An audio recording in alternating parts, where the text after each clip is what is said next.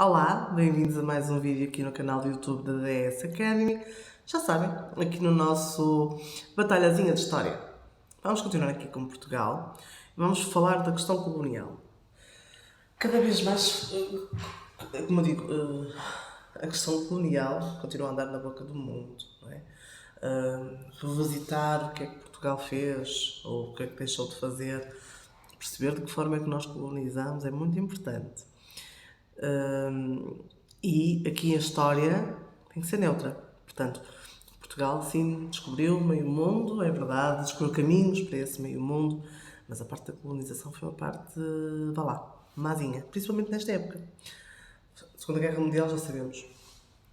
Terminam grandes fascismos, terminam grandes totalitarismos. É criada a ONU e começa a primeira vaga de descolonizações.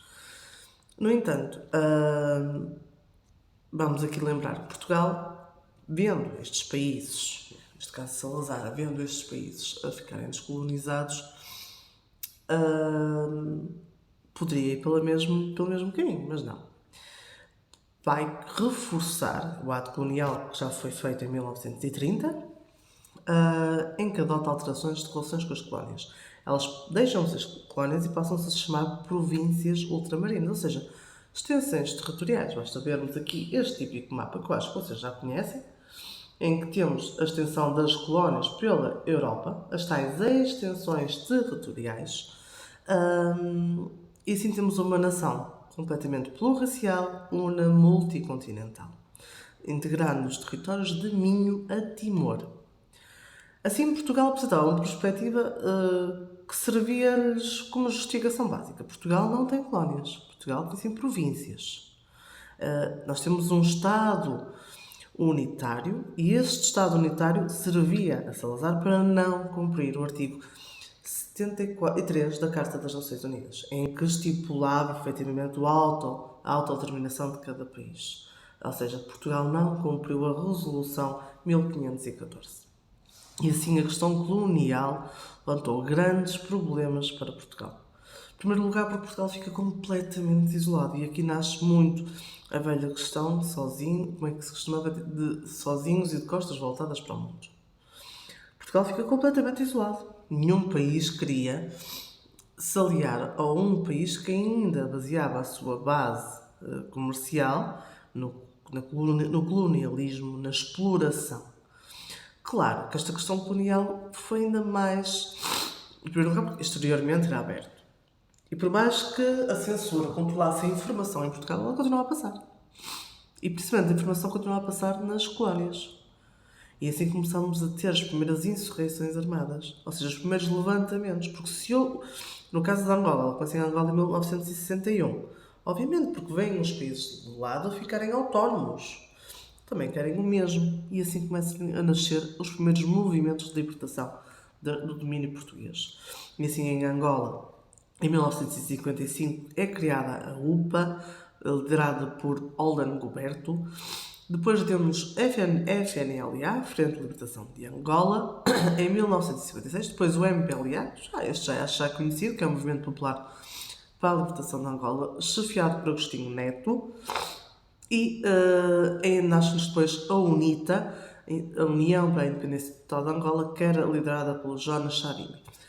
Estes senhores vão ter muita projeção depois no pós-74. Também em Moçambique nasce-nos a Frelimo, que é a Frente de Libertação para Moçambique, criada por Eduardo Mondlane, e depois na Guiné, em Cabo Verde, o PAGC, Partido para a Independência de Guiné e Cabo Verde, e fundado por Amílcar Cabral, que é uma das grandes figuras de Cabo Verde. Em 1961 ocorre o primeiro golpe no Império Português, neste caso pela anexação pela União Indiana do Estado de Goa, Damão e Diu. Obviamente a Índia, entretanto, tinha ficado independente e descolonizada por parte da Inglaterra. O que é que se fez? Ok. Em primeiro lugar, Salazar sempre recusou dar a independência a estes territórios. Eles foram anexados. Anexados, literalmente. A partir de 73, a guerra colonial começa e assim estende-se a Guiné e em seguida a Moçambique. Atenção, começámos a entrar num período muito, muito mau da história portuguesa. Em primeiro lugar, porque Salazar recebia cada vez mais pressão por parte das entidades exteriores, neste caso da ONU. Havia imensas campanhas, como eu já vos disse, de propaganda. Depois vamos aqui perceber que Portugal está no meio, e a guerra colonial dá-se no meio de uma guerra fria, não é? Portanto, quando isto surge, também há uma série de apoios e de intervenções dos Estados Unidos e da ORSS, com a investir em campanhas de propaganda, de apoios às populações locais. Ou seja, havia todo o apoio que muitas vezes estas duas grandes potências queriam dar. E cada vez mais Salazar se sentia desgastado, e a guerra colonial acabou por ser uma grande resposta.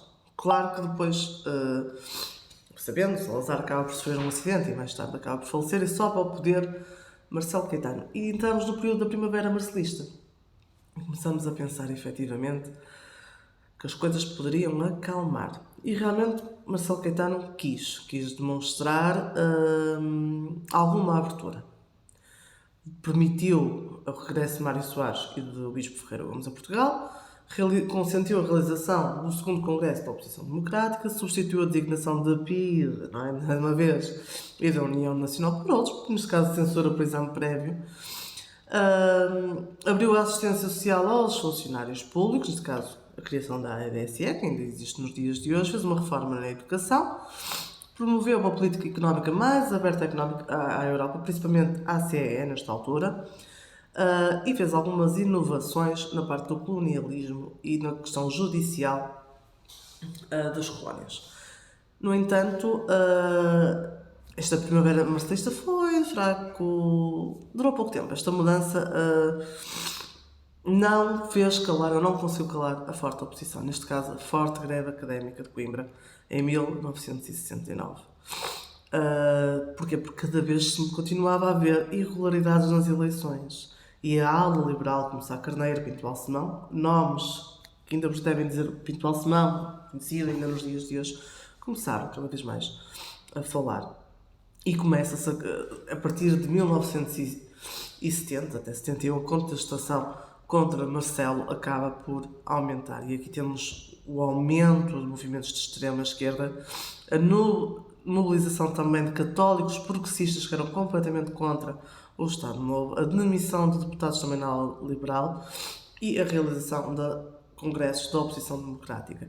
Externamente, Portugal está completamente isolado, as Nações Unidas sempre a condenar devido ao facto de manterem as suas colónias, e também as denúncias que eram feitas pelos meios de comunicação estrangeiros e o reconhecimento pela ONU da independência da Guiné-Bissau. E começamos a entrar num período de final. Já estamos a entrar aqui, chegar muito perto do abril de 74. Claro que aqui também vai-se juntando isto tudo, cada vez mais revoltas dos militares que estavam a combater. Mas vamos deixar isso mais para a frente.